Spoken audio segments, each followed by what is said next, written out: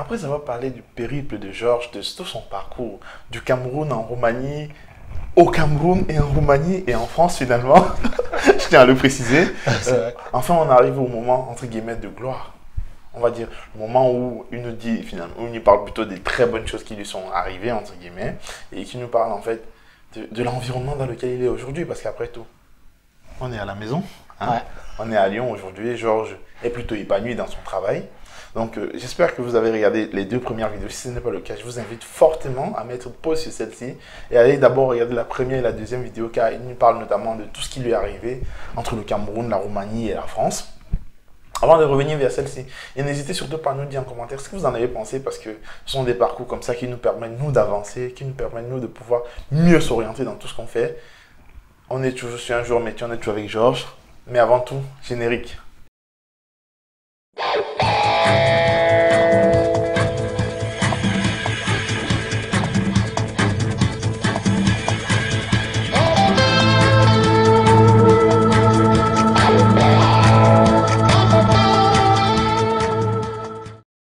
Bonjour Georges. Bonjour Herman.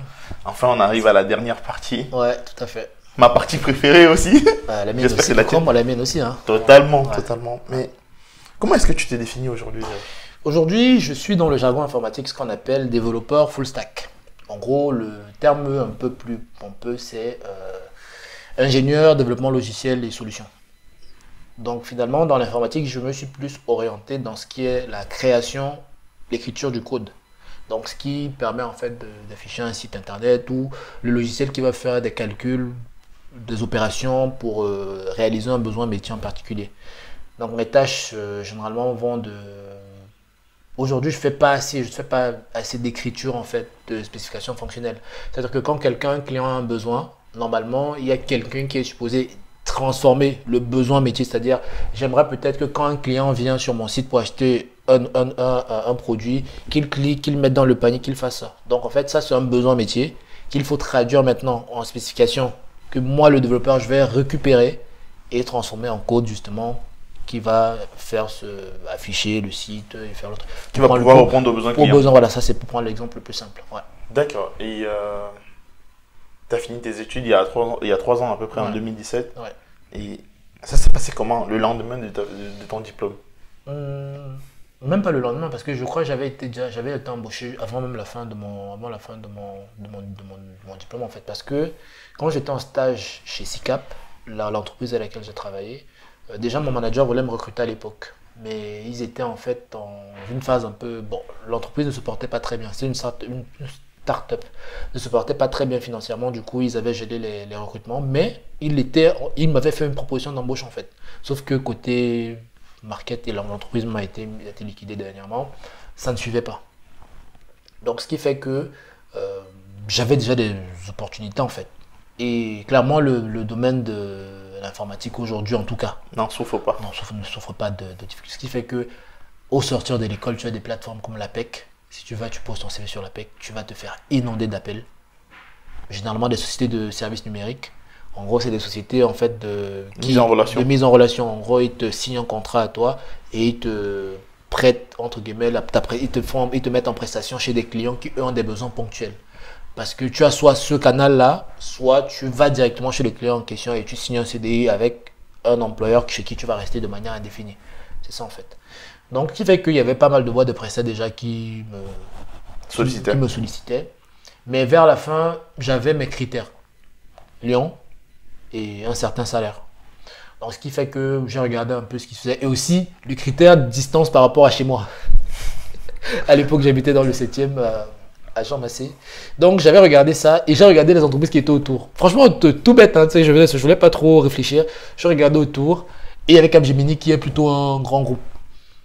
Bon, j'avais en plus, la RH de Capgemini était venue pendant les portes ouvertes dans notre école. Elle m'a donné sa carte de visite. Donc, quand j'ai fini, il manquait juste qu'on me donne mon attestation de réussite. Et pendant ce temps, j'avais commencé à activer les pistes un peu à gauche, à droite, sachant que chez SICAP, ça allait pas se faire vu qu'ils étaient financièrement dans le mal. Donc, j'ai relancé Capgemini, la RH qui m'avait laissé sa carte de visite pendant les journées portes ouvertes. Et donc, elle m'a mis en relation avec celle qui avait pris son poste parce qu'elle était maintenant à Paris. En 2 semaines, j'ai eu un entretien technique et en même pas 3 semaines, j'avais l'offre de contrat que j'ai signé en fait. Maintenant, le plus important qu'il faut savoir pour nous les étrangers, c'est que généralement, quand on cherche une entreprise, il faut chercher une entreprise qui va nous faire le changement de statut. Parce que c'est ça le vrai Saint Graal en fait. Parce que finalement, pour pouvoir travailler, il nous faut soit une attestation de travail, soit une APS, une autorisation provisoire au séjour qui nous permet de chercher un emploi.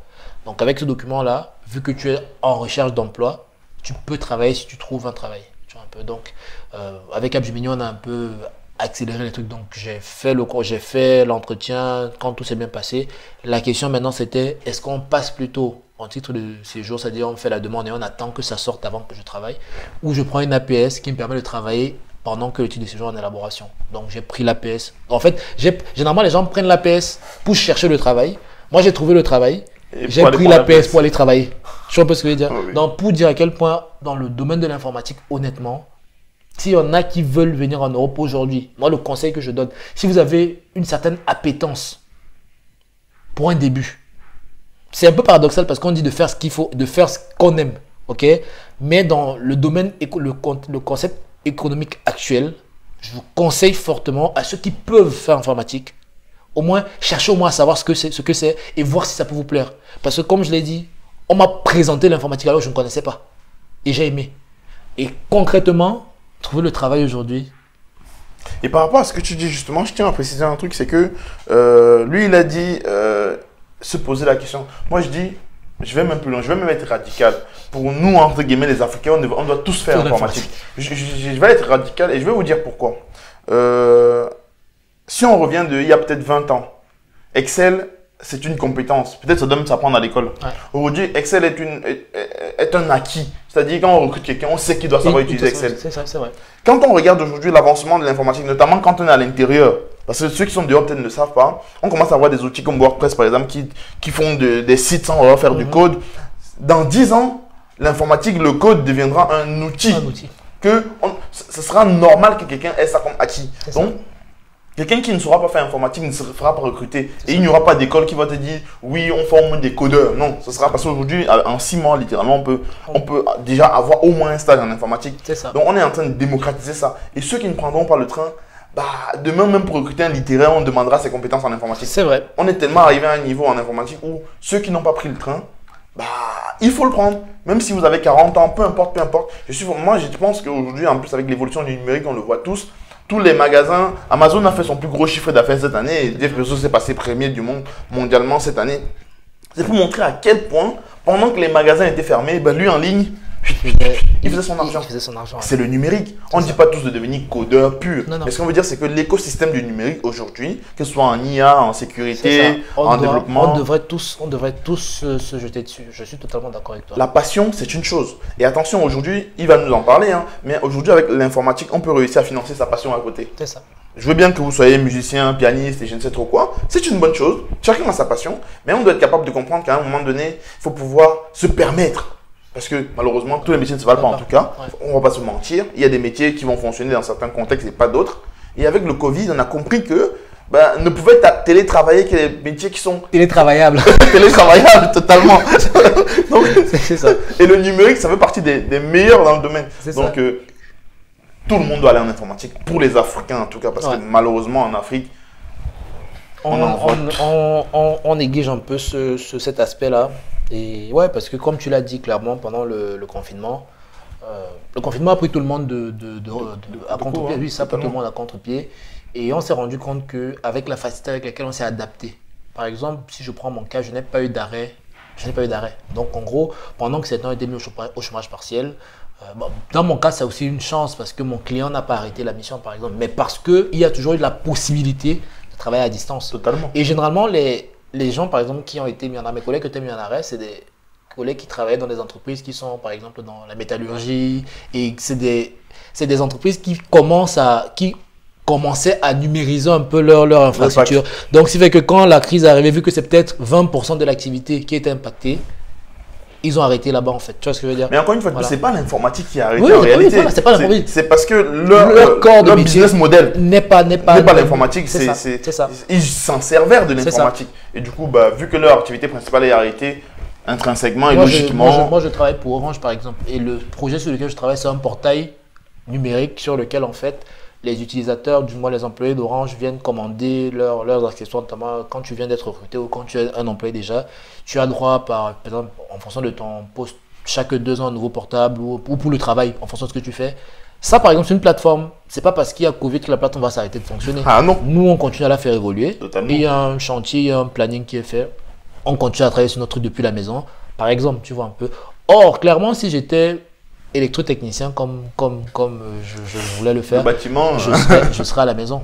J'ai oui, déjà des totalement. amis qui sont arrêtés jusqu'à présent, par exemple, depuis le premier confinement, ils n'ont pas travaillé. Ils sont certes au chômage partiel, mais à un moment donné, même toi, tu rouilles en fait. C'est pas- ça en fait. c'est pas ouf, quoi. C'est ça. Donc C'est c'est pas pour ouf. ça que, déjà, comme je disais, il y a une réelle facilité à trouver du travail, ça faut le dire. Du moins pour le moment. Est-ce que c'était pas parce que tu étais parmi les meilleurs ou tout est-ce qu'on doit entendre parce que tu dis le fait que tout ingénieur en informatique bien formé entre guillemets Ouais. trouve du travail le lendemain de son diplôme? Le dire, ce serait un peu insulter ceux qui ont eu du mal, tu vois un peu. Mais je pense que ceux qui ne trouvent pas, ce n'est pas par rapport à la compétence. Je pense que c'est ça. Ou ce n'est pas par rapport au manque de travail. Il y en a qui ne savent pas se vendre.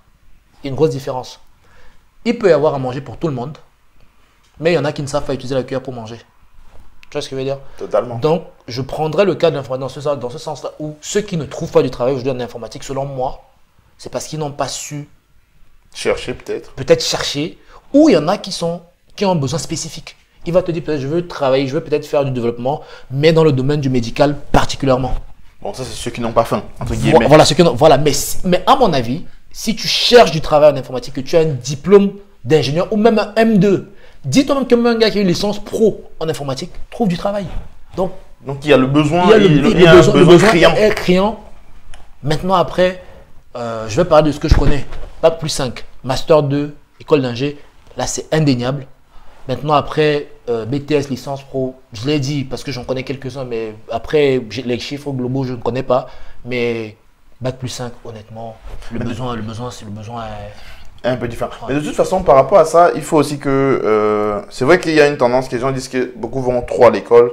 Et il y a aussi un truc, c'est que par exemple, nous par exemple, on est venu du pays, mais la plupart des Africains qui sont nés en France, par exemple, ou en Europe en général, ont une tendance un peu reculée par rapport à l'école. Ont tendance à dire qu'après le bac ou le BTS, ils arrêtent. Alors, je tiens à préciser un truc. Par exemple, j'ai eu un professeur, parce que moi j'ai fait une licence en mécanique productique, et mon prof, il disait qu'il a été ingénieur en 76.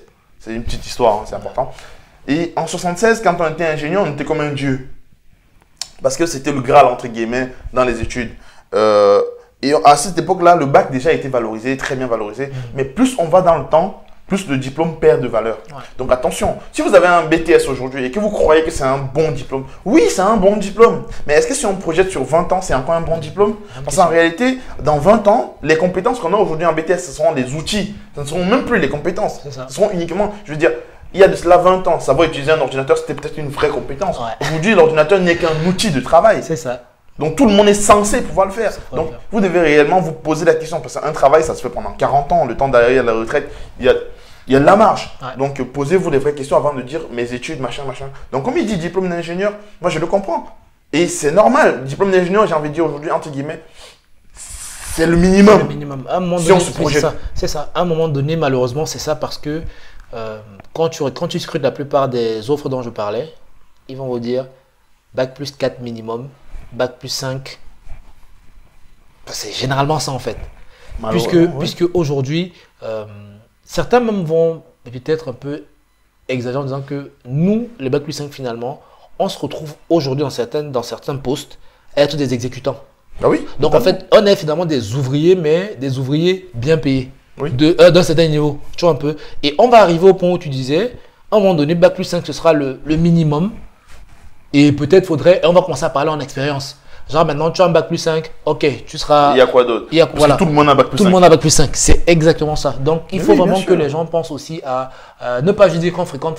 C'est deux aspects à avoir. Totalement. Chercher le diplôme, mais ce n'est pas juste le diplôme pour le diplôme. Il faut que derrière, il y ait la connaissance. La connaissance. Parce que ce qu'on vend finalement, ce qui nous fait gagner le poste, c'est le diplôme. Mais ce qui nous fait rester ou faire monter en grade, c'est la connaissance. Parce que c'est ça qu'on monnaie en fait. Ah oui. Et donc voilà. Mais clairement, pour répondre à la question que tu m'as posée, c'est trouver du travail en informatique. Non, c'est pas compliqué. Franchement, c'est pour ça que, comme tu disais, il faut inciter tout le monde à s'y lancer. C'est facile, pourquoi? Parce qu'aujourd'hui, tout le temps assez digitalisé. Et du coup, si on rate ce train-là, on ne sait plus quand on le reprendra voilà, de toute façon. c'est ça. Parce que déjà, on voit les différences Voilà. même entre l'Europe et l'Afrique dans un secteur finalement, puisque j'ai envie de dire le numérique, entre guillemets, techniquement, même en Afrique, tu peux apprendre le numérique à être doué, mais C'est ça. on arrive à voir que même technologiquement, quand on regarde les sites même de chez nous, C'est pas toujours. c'est pas trop ça, quoi. Mais ça en fait, je pense que c'est un autre aspect que j'ai un peu regardé, c'est, je pense, le côté UI, UX. Ça, c'est aussi, c'est parce qu'il y a des. Alors, UX, je tiens à préciser Oui. quand même, c'est l'expérience utilisateur. Ouais. En fait, il y a des, selon moi, il y a des métiers. Par exemple, je parlais avec un ami hier, on parlait de psychologue, par exemple. Il m'a demandé, est-ce qu'il y a des psychologues au Cameroun? Même pour répondre, au début, j'ai d'abord hésité. Tu vois, je me suis dit, forcément. Tu vois, dans ma tête, je me suis dit, forcément. Et je dis oui, sans me regarder. Peut-être je me trompe même, hein, mais c'est pour dire que on a encore des métiers qui, chez nous, sont abstraits. Si, Pourtant, on n'arrive pas à mesurer. on n'a pas mesuré, tu vois, un peu. Oh, tu vas dire aujourd'hui, par exemple, à une entreprise que je suis UX designer. Tu te dis, mais UX designer, c'est quoi? Je vais dire, non, mais moi, en fait, c'est moi qui dessine les maquettes du site. Je dis, mais pourquoi je vais payer quelqu'un qui va me dessiner la maquette? Alors, je peux avoir quelqu'un qui peut me faire le site. Or, c'est deux trucs Totalement différents. différent. Tu vois un peu? Bien sûr, et c'est des bien métiers. Ici, par exemple, un UX designer peut être aussi bien payé ou même mieux payé que moi. Parce qu'en réalité, selon moi, C'est lui qui c'est satisfait le client. lui qui satisfait. Parce que ce qu'on voit, ce que le client voit sur un site, c'est là lui qui l'a pensé. on parle du développement web. Parce Oui. qu'après, l'ingénieur logiciel, c'est pas que le web. Il y a des, par exemple, mes posts chez SICAP, c'était que je faisais que du back. C'est genre, je faisais que de l'algorithmie, que du logiciel qui tourne, mais on ne voit pas. Tu vois un peu. Mais la partie web, honnêtement, ce que le client voit ou l'utilisateur voit, c'est un beau site. Et c'est beau, pourquoi? Parce que l'UX a fait un beau travail. Un bon travail. C'est ça en fait. Et je pense que c'est un métier que beaucoup en fait n'ont peut-être pas compris, ou beaucoup de développeurs aujourd'hui se donnent ce rôle-là aussi. En gros, je vais maqueter le site et je vais le faire moi-même. Non, je pense que non, c'est pas une bonne Après, approche. alors, par rapport à ça, encore une fois de plus, ça dépend des contextes d'utilisation. Ouais. C'est-à-dire, si on est dans une entreprise où il y a 3 personnes, c'est compliqué d'embaucher un UX. Faut C'est qu'on vrai. soit clair. Faut qu'on soit Oui, mais clair parce que, après tu peux à la tu peux limite, sous-traiter. externaliser. Tu peux sous-traiter. Voilà, tu peux à la faire limite. sous-traiter. Oui, Voilà. d'accord. C'est Dans ça. ce cas, mais finalement, en France, c'est quoi un ingénieur informatique? Je veux dire, socialement, est-ce qu'il fait partie de la tranche haute des salaires? C'est quoi un ingénieur informatique dans... Une petite anecdote, bon, tout mon entrevue, c'était que des anecdotes. Une petite anecdote de plus. Quand on était en école d'ingé, on avait un prof de maths qui s'était vraiment énervé contre nous. Parce qu'en fait, moi je me rappelle, je dormais au dernier banc parce que j'avais travaillé, comme je faisais en soirée, et j'ai révisé jusqu'à très tard. Donc moi, j'étais au dernier banc, je dormais. À côté de ça, mes camarades étaient devant, ils bavardaient. Et parce que son cours, c'était théorie des graphes. Franchement, je te jure que c'était... Je ne comprenais pas. C'était dur. C'était dur. Tu vois un peu. Donc, quand il parlait que soit éveillé ou pas, je ne comprends rien. Donc, je dormais.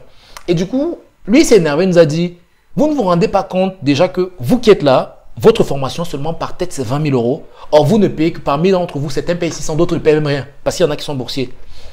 Et de surcroît, vous faites partie de la tranche des 15% en sortie d'école. Hein, vous faites partie des 15% les plus riches de la population en France.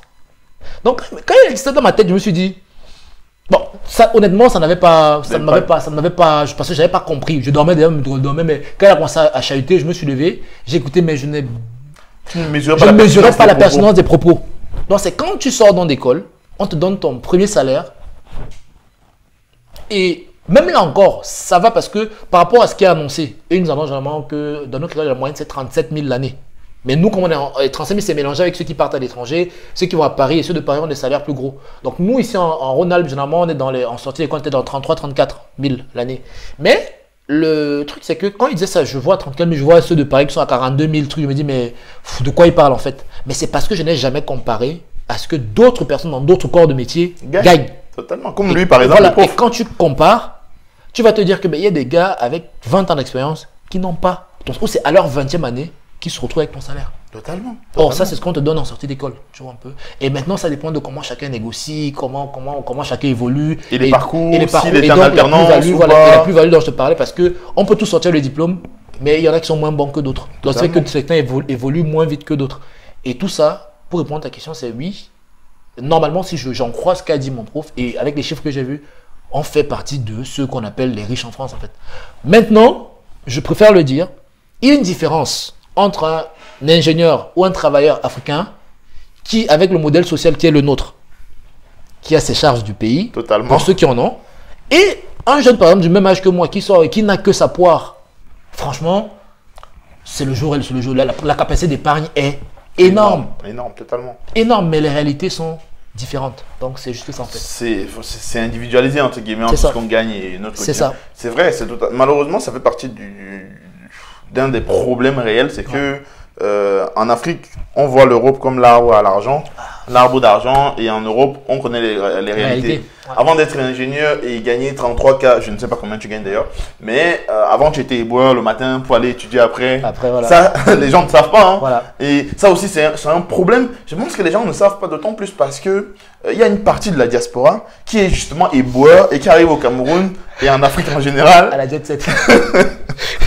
oui, c'est tout à fait ça. Malheureusement, ça fait partie des c'est problèmes. ça. C'est que il y a des gens qui, malgré leurs difficultés de smicard en Europe, faut le dire clairement, ils vont arriver en Afrique, convertissent là, pendant un mois, ils seront le plus riche d'Afrique, et après revenir faire 11 mois de galère. C'est ça, pour qu'après, derrière, quand toi, par exemple, tu essayes d'être rationnel, qu'on te fasse comprendre que mais c'est quand même bizarre que lui qui n'a pas le même métier ou le même standing que toi, nous mette plus à l'aise que toi. Mais en fait, oui, mais parce que clairement, je ne suis pas dans la...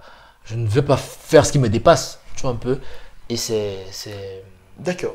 Et du coup, en tant qu'ingénieur aujourd'hui, est-ce que tu es fier de ton métier?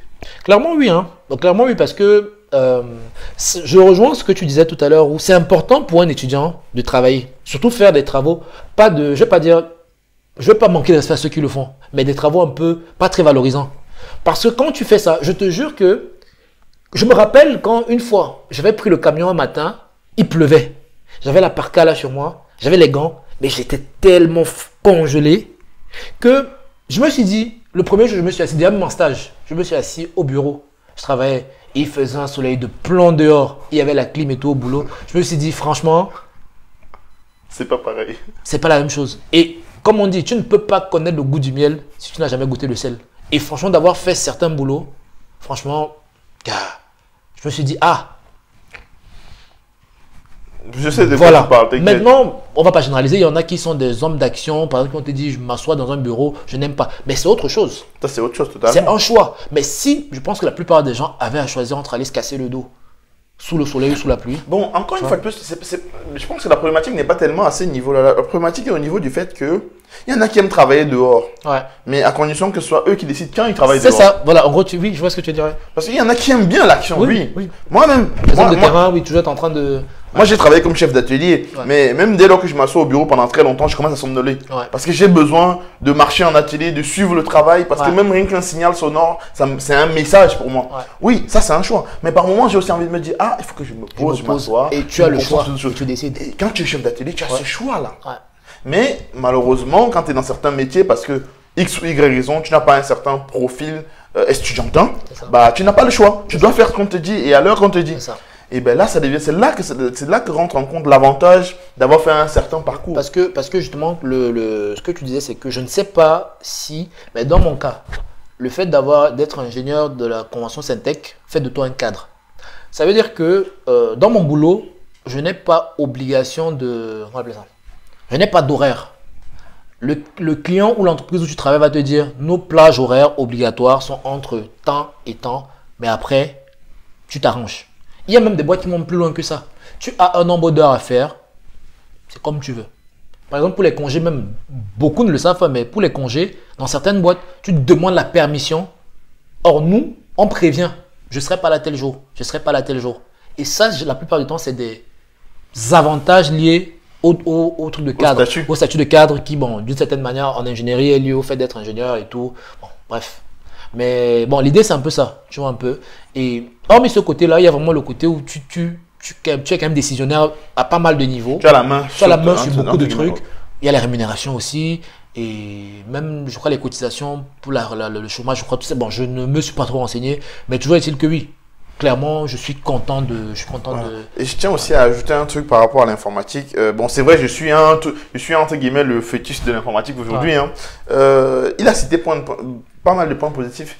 Il y a aussi un truc qui en ce moment est fait un peu, qui est un peu la mouvance en ce moment, l'entrepreneuriat.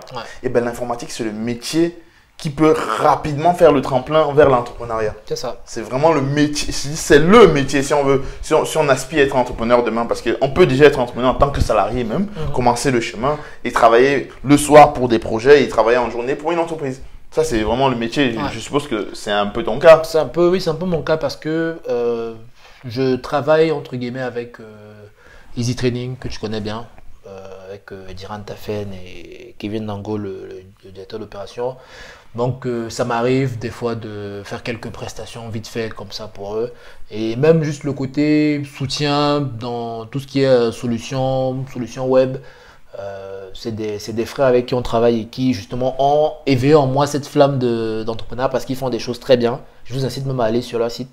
Donc, des fois, j'interviens quelquefois aussi pour des formations pour eux où je partage mon savoir. Et donc, l'idée, c'est de me dire que ce qu'ils font, en fait, c'est ça. Ils entreprennent dans le domaine du digital parce que tous les produits qu'ils mettent à disposition sont des produits digitaux.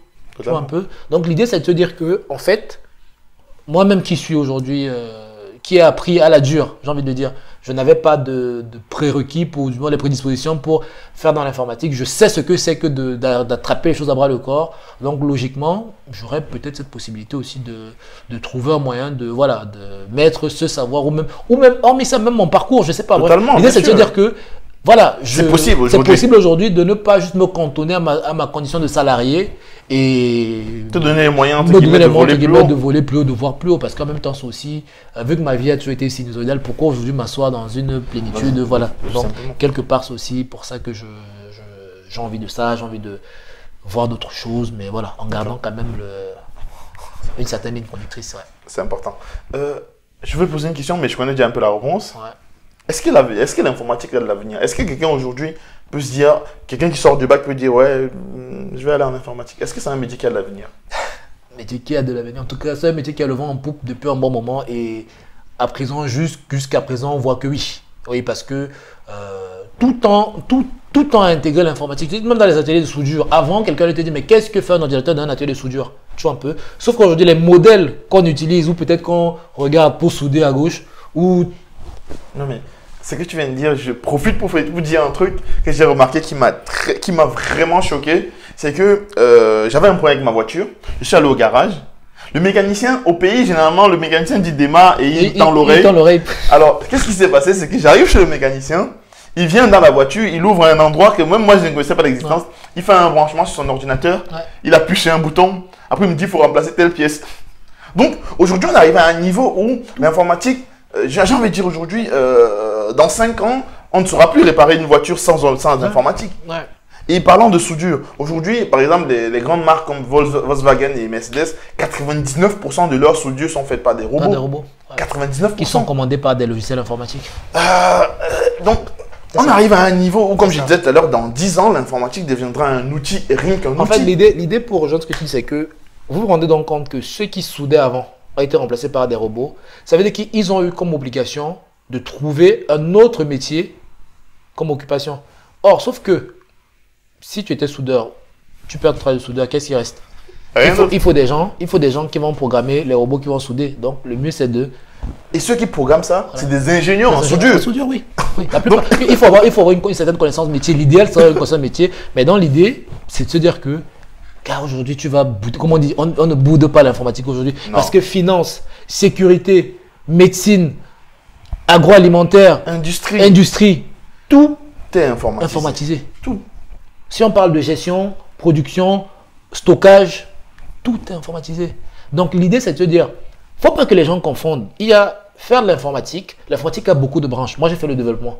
Il y a la partie sécurité et la partie qualité. Parce qu'un logiciel, en fait, par exemple, qui va gérer le truc de contrôle d'un avion, le logiciel on va pas le télécharger dans l'avion comme ça du jour au lendemain. Il va passer des batteries de tests. Il faut des gens pour tester ça. Il faut des gens pour appliquer la législation. Il faut des gens pour... Et en fait, c'est un logiciel qu'on fait. Il y a plein d'étapes. Il y a ceux qui rédigent le cahier de charge. Il y a ceux qui valident. Il y a ceux qui testent. Il y a plein de corps de métier. Donc, quand on parle d'informatique, de faire informatique, c'est de se dire qu'il faut trouver un moyen, dans tous les cas, de convertir ce qu'on fait pour s'accrocher au train. C'est ça, en fait. Tout simplement. Parce que dès qu'on a fait ça, on est sûr que quand ça va évoluer, on va évoluer avec. Parce que l'idée, c'est de se dire qu'il ne faut pas que le train, en partant, nous laisse là. Par exemple, moi aujourd'hui, je fais du développement, mais on parlait de la soudure qui a été arrêtée. Ça veut dire que demain, on pourra avoir des robots qui codent. Totalement. Donc l'idée pour moi, ce serait de trouver un moyen d'être parmi ceux qui vont coder le robot qui va coder.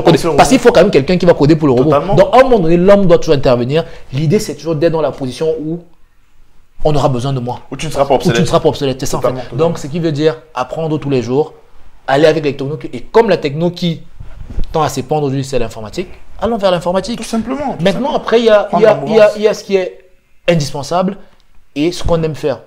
Être informaticien, par exemple, en freelance, ne nous empêche pas de faire la comptabilité. Si on a une formation de comptable, on peut continuer à faire d'autres comptabilités et être ingénieur informatique en freelance. Genre, on fait des sites, on fait des prestations, mais on continue à faire ce qu'on aime. Si c'est la musique, on fait la musique à côté. Mais il faut, en tout cas, je parle pour nous, les Africains. Après, maintenant, les autres ont une autre façon de voir les choses. Il faut qu'on reste pragmatique et de se dire que le développement de notre continent ne passera pas sans le digital. En tout cas, pas aujourd'hui. Il faudra qu'on se mettre au digital. On en comprenne. Donc, faut... Et pour revenir même à ce que tu disais, par exemple, notamment au niveau du comptable. Si tu aimes l'informatique et que tu es comptable, tu peux créer des outils de comptabilité. C'est un peu une autre manière. Et donc, ne plus être qu'un utilisateur, mais produire de la valeur en donnant. Être à la base. Parce que toi qui connais le besoin comptable, tu es mieux à même de savoir quel est l'outil qui m'a manqué quand je faisais peut-être un audit ou tel truc. Les champs d'évolution. Voilà, moi aujourd'hui en tant que développeur logiciel, tout ce que je sais faire, c'est dis-moi ce que tu veux, je te fais le logiciel. Mais toi, tu sais ce que tu veux. Exactement. Donc il n'y a personne de mieux que toi-même pour réaliser ce que tu veux. tu as été consommateur. Tu as été consommateur. Mais moi aujourd'hui, je ne sais pas quel est ton besoin, tu vois un peu. Et c'est des petits aspects où nous, on devrait essayer d'être plutôt versatile. C'est-à-dire, j'ai une connaissance métier d'un métier en particulier et je prends cette partie informatique ou du moins la partie technique, production qui me manque. Je combine les deux. Et ça, c'est ce qui m'a amené moi en informatique. Et ça produit justement, voilà, c'est ça. C'est ça qui m'a amené en informatique. C'est ça. Et parce que justement. Tu vois, ce qui est drôle, c'est que moi, par exemple, aujourd'hui, c'est plutôt l'inverse. J'ai la compétence informatique. Qu'est-ce que je fais? Je cherche l'idée de produit. Ouais, je vois le schéma, oui. Voilà, tu vois un peu. Et c'est ça, en fait. Alors que moi, j'avais la technique et moi, il me manquait l'informatique. Du coup, j'ai dit, je vais aller en informatique. Donc, c'est un peu tout ça. Ouais. Donc, vous voyez que cette troisième vidéo, finalement, a été plutôt une discussion, comme j'aime bien sur la chaîne, hein, parce que l'idée, c'est pas de faire un script avec des tirets, grand 1, grand 2, machin. Parce qu'encore une fois de plus, je pense que dans une discussion, c'est beaucoup plus intéressant, c'est beaucoup plus... un échange est toujours mieux parce qu'on parle des parcours, on parle de ce qui est. Mais moi, aujourd'hui, je pense que l'informatique fait partie des métiers qu'on ne peut plus faire ignorer, qu'on ne peut plus faire comme si on ne le voyait pas. C'est vrai. Je pense que tous les commerçants de France le diront. Ils ont vu venir. Aujourd'hui, Amazon a fait le genre que tu commandes le matin, tu reçois le soir. C'est ça. Alors que toutes les boutiques sont confinées. C'est ça. Donc, littéralement, demain matin, quand on va dire qu'on déconfine, Amazon aura tellement pris en avance. Il y aura une avance de tellement malade que il y aura même plus le temps de sortir la tête de l'eau, hein, parce que littéralement, pourquoi? Parce qu'ils ont pris de l'avance sur le digital. Ouais. C'est le métier, c'est le métier à la mode en ce moment. Ouais. Mais vu l'évolution dans le monde, on se dit bien que la tendance n'est pas prête de baisser d'ici 30 ans. Hein. On risque même d'avancer parce qu'aujourd'hui on est déjà sur des voitures autonomes, on est sur des sans chauffeur. Ouais. Donc voilà, c'est un peu ça. J'espère que vous avez aimé le type de contenu. Si vous avez des questions liées à l'informatique, n'hésitez pas à les dire en commentaire, à poser toutes les questions que vous avez, ou même à contacter parce qu'il y a le mail directement dans la barre de description. Mais surtout, abonnez-vous à la chaîne. Et c'était Herman et Georges. À bientôt. Ciao, ciao.